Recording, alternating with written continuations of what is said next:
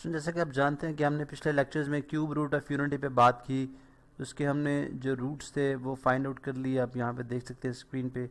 उसके बाद फिर हमने बात की कि ओमेगा और ओमेगा स्क्वायर जो हैं वो जो दो कॉम्प्लेक्स रूट्स हैं उनमें से किसी को भी ओमेगा और ओमेगा स्क्वायर के तौर पे लिखा जा सकता है। अब इस लेक्चर पे हम बात करेंगे कि इन तीन रूट्स जो हमने फाइंड आउट किए हैं अभी, इनके साथ क्या क्या प्रॉपर्टीज़ जो है वो अटैच है। अब उसके लिए हम सबसे पहले देखते हैं कि अगर हम इन तीनों जो हमारे पास रूट्स हैं इनका प्रोडक्ट लें, जो हमारे पास 1 ओमेगा और ओमेगा स्क्वायर की फॉर्म में मौजूद है, आप स्क्रीन पे देख सकते हैं। इनका अगर हम प्रोडक्ट लें, इन तीनों को ज़रब करें आपस में, तो क्या रिज़ल्ट आएगा हम देख लेते हैं जी। 1 को मल्टीप्लाई करेंगे हम ओमेगा के साथ। अब ओमेगा किसके इक्वल, अगर मैं इसकी वैल्यू लिख लूँ तो चले एक -1 प्लस आयोटा √3/2, दूसरा हम ले लेते हैं -1 प्लस आयोटा -1 माइनस एक प्लस ले लिए तो -1 माइनस आयोटा √3/2। अब हम देखेंगे कि प्रोडक्ट किसके इक्वल आता है। तो यहाँ से हमने देखा जी कि अभी हम यहाँ पे मैं लिख भी देता हूँ कि अभी हम प्रोडक्ट की बात करने जा रहे हैं। प्रोडक्ट किसके इक्वल आएगा, 1 तो एज इट इज़ रहेगा। अब ये अगर आप देखें तो ये a प्लस बी, यहाँ से आप देखें this is a plus B और ये a माइनस बी, तो a plus B into A minus B किसके इक्वल होता है जी, a square minus B square के इक्वल। तो ये आ जाएगा -1 का स्क्वायर और माइनस आयोटा √3 का स्क्वायर और डिवाइडेड बाय डिनोमिनेटर में 2 है तो ये 2 मल्टीप्लाई हो जाएगा, आपस में हो जाएगा 4। अब अगर आप यहाँ पे देखें तो ये हमारे पास आ जाएगा 1 इंटू 1 एज 1 को लिखने की जरूरत नहीं है, ठीक है। -1 का स्क्वायर +1 और उसके बाद माइनस आयोटा इंटू आयोटा का स्क्वायर, आयोटा स्क्वायर हो जाएगा और स्क्वायर रूट स्क्वायर से कैंसिल आउट हो जाएगा, जस्ट हमारे पास रह जाएगा 3/4, जो कि मज़ीद सिंप्लीफाई होने के बाद हमारे पास 1 माइनस आयोटा स्क्वायर की वैल्यू -1 और इंटू 3 डिवाइडेड बाय 4। और अगर हम इसको मज़ीद सॉल्व करें तो हमारे पास प्रोडक्ट आ जाएगा जो कि किसके इक्वल हो जाएगा जी, 1 माइनस इंटू माइनस प्लस, तो 1 + 3 विच इज़ 4, तो 4 divided by 4 is equal to 4 1 times 4 और 4 1 टाइम्स 4 इक्वल्स टू 1। तो इसका मतलब है कि 1 मल्टीप्लाई बाय ओमेगा स्क्वायर जो है वो किसके इक्वल होता है, 1 के। और अगर हम इसको शॉर्ट फॉर्म में लिखें तो ओमेगा इंटू ओमेगा स्क्वायर, यानी पावर जो है यहाँ पे 1 है, ओमेगा इंटू 1 ओमेगा हो जाएगा। इस तरह ओमेगा को जब आप ओमेगा स्क्वायर से मल्टीप्लाई करेंगे तो ओमेगा क्यूब आ जाएगा। तो यहाँ से हमें ये समझ आती है कि जो ओमेगा क्यूब है वो किसके इक्वल है, वो 1 के इक्वल है।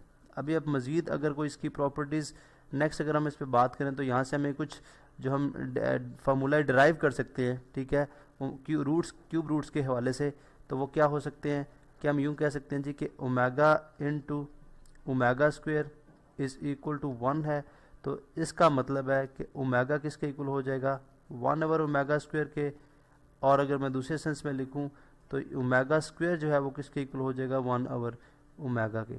तो यहाँ से हमें एक और जो रिज़ल्ट हमारे पास सामने आता है वो ये आता है कि कॉम्प्लेक्स जो क्यूब रूट ऑफ यूनिटी है ये एक दूसरे का रेसिप्रोकल है। ये एक दूसरे का क्या है जी, रेसिप्रोकल है। यहाँ पे देखें ओमेगा रेसिप्रोकल है 1/ओमेगा स्क्वायर का, और जो ओमेगा स्क्वायर है ये रेसिप्रोकल है, ये किसके इक्वल है, रेसिप्रोकल ऑफ ओमेगा के, ठीक है। तो हमने देखा कि दोनों एक दूसरे के रेसिप्रोकल के इक्वल है। इसी तरह से हमने प्रोडक्ट की बात कर ली, प्रोडक्ट से दो फॉर्मूले भी ड्राइव कर लिए। अभी हम बात कर लेते हैं सम की, यानी अगर हम 1 + ओमेगा स्क्वायर का सम करें तो हम देखते हैं जी sum of cube root of unity ये किसके इक्वल आता है। उसके लिए हम तीनों रूट्स जो है root of sum of cube root of unity, तीनों को हम ऐड कर दें, यानी 1, यहाँ पे मैं लिख देता हूँ जी कि सम इक्वल्स 1 + ओमेगा स्क्वायर। तो 1 हमारे पास वैल्यूज़ मौजूद हैं, 1 + ओमेगा, चलें -1 प्लस आयोटा √3/2 कर लेते हैं। और इसी तरह से ओमेगा स्क्वायर को हम प्लस, यहाँ पे मैं प्लस -1 माइनस आयोटा √3/2, एक दफ़ा हमने प्लस रखा और एक दफ़ा हमने माइनस रख लिया। अब हम चूँकि इसका एलसीएम लेंगे तो इसका डिनोमिनेटर हम इक्वेट करा लेते हैं, डिनोमिनेटर से सेम करते हैं, डिनोमिनेटर इक्वल करते हैं। इसके लिए हम इसको 2 से मल्टीप्लाई कर देंगे और 2 से डिवाइड भी कर देंगे। तो ये बन जाएगा जी 2/2 प्लस -1 प्लस आयोटा √3 और इस बाई 2 और इसी तरह से प्लस -1 माइनस आयोटा √3/2। अब चूँकि डिनोमिनेटर सेम आपस में तो न्यूमरेटर्स आपस में सिंपली ऐड हो जाएंगे, 2 आ जाएगा। देखो जी 2 प्लस इंटू माइनस माइनस -1 और प्लस इंटू प्लस प्लस ही है, plus iota √3 plus into minus again -1 plus into minus again minus iota √3। यहाँ पे अगर आप देखें तो आयोटा √3 के डिफरेंट कलर से करते हैं इसको, आयोटा √3 से कैंसिल आउट हो जाएगा। इस तरह 2 - 1 1 और 1 - 1 0, तो ये भी आपस में क्या हो जाएगा कैंसिल। तो हमारे पास फाइनली क्या रह जाएगा 0/2।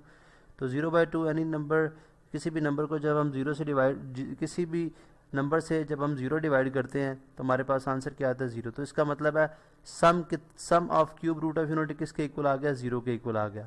अब यहाँ से हमारे पास एक और रिजल्ट आ गया है कि जब हम 1 प्लस ओमेगा स्क्वायर यानी जितने क्यूब रूट ऑफ यूनिटी इन सब को ऐड करते हैं हमारे पास सम कितना आता है 0। अब यहाँ से मज़ीद अगर हम जो है वो रिलेशंस डिराइव करना चाह रहे हैं तो वो किस तरह से हो सकते हैं कि इसका मतलब ये हुआ कि 1 प्लस ओमेगा किसके इक्वल हो जाएगा, माइनस ओमेगा स्क्वायर के इक्वल। ठीक है, इसका मतलब है कि अगर क्यूब रूट ऑफ यूनिटीज़ में एक जो है वो रियल रूट को और एक कम्प्लेक्स रूट को ऐड किया जाए तो वो नेगेटिव ऑफ जो है दूसरा कम्प्लेक्स रूट के इक्वल होगा। इसी तरह अगर मैं यहाँ पे 1 प्लस ओमेगा स्क्वायर लिख दूँ, ठीक है, इसी से मज़ीद ड्राइव करूँ तो 1 प्लस ओमेगा स्क्वायर लिख दूँ किसके इक्वल हो जाएगा, माइनस ओमेगा के। तो बिल्कुल वही बात जो मैंने पहले स्टार्ट में की कि अगर हम एक रियल रूट और एक कम्प्लेक्स रूट को, किसी भी कम्प्लेक्स रूट को ऐड करें तो वो इक्वल हो जाएगा जो सेकंड कम्प्लेक्स रूट के नेगेटिव के।